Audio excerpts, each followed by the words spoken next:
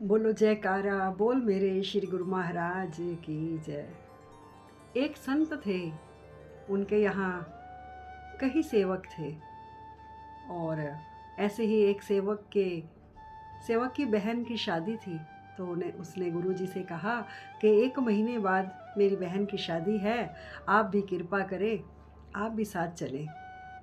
तो गुरुजी ने कहा कि देखेंगे, टाइम बताएगा, जैसा भी होगा वैसा कर लेंगे।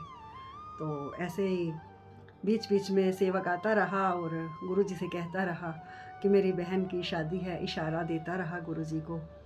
तो अब टाइम भी आ गया, तो उसने कहा कि गुरुजी मेरी बहन की शादी को 10 दिन रह गए हैं, तो अब मुझे जाना है। तो गुरुजी ने कहा हाँ ठीक है, तुम जाओ और ये 2 सेवक तुम्हारे साथ जाएंगे और तुम्हारी सहायता करेंगे। तो उसने कहा, सेवक ने कहा कि ठीक है गुरुजी। अब वो रात हो गई तो वो सो गया। अब सुबह उठा, तैयार त्योर हुआ और जाने के लिए फिर गुरुजी से मिलने आया कि गुरुजी मैं जा रहा हूँ। तो गुरुजी ने उसको एक अनार की थैली दी जिसमें बहुत सारे अनार थे। तो ये देते हुए कहा कि ये अनार ले जाओ और तुम्हारी बहन की शादी बहुत अच्छी होगी, बहुत सुंदर शादी होगी, दुनिया देखेगी। अब वो बड़ा उदास था बेचारा।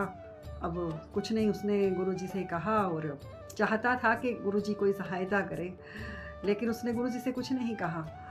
तो गुरुजी से आज्ञा लेकर और शादी की अपना घर की तरफ रवाना हो गया, दोनों सेवकों को लेकर।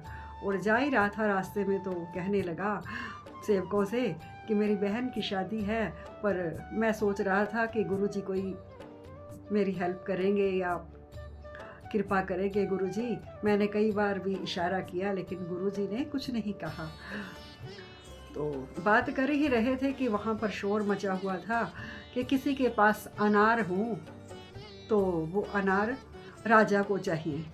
अब बड़े हैरान हुए ये।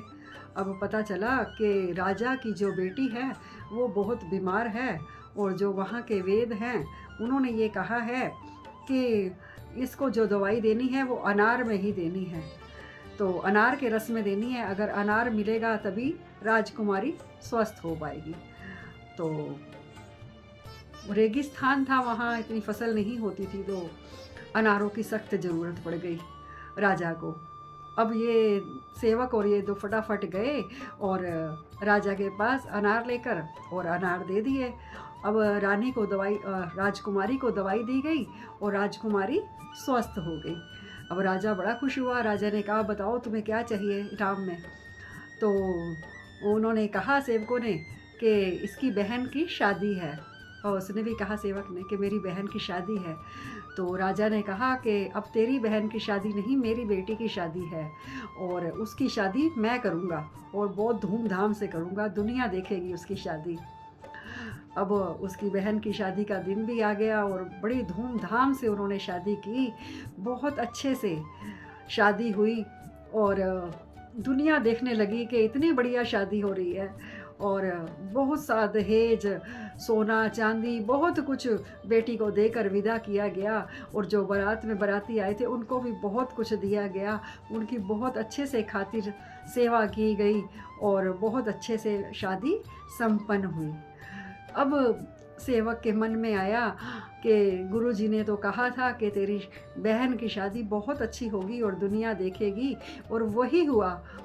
और देखिए संत महात्मा जो कहते हैं उनके वचनों में कुछ छिपा होता है जो हमें नहीं पता होता, जो हमारे सामने नहीं आता। लेकिन देखिए कहाँ उन्होंने अनार दिए और कहाँ राजा की बेटी ठीक हुई और कहाँ उसकी बहन की शादी हुई और बहुत बढ़िया हुई।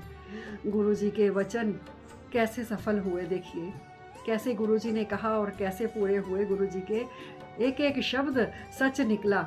लेकिन हम एकदम से ऐसे हो जाते हैं कि हमारी हेल्प नहीं की गुरुजी ने या हमारी सुनी नहीं बात, लेकिन वो सुनते हैं।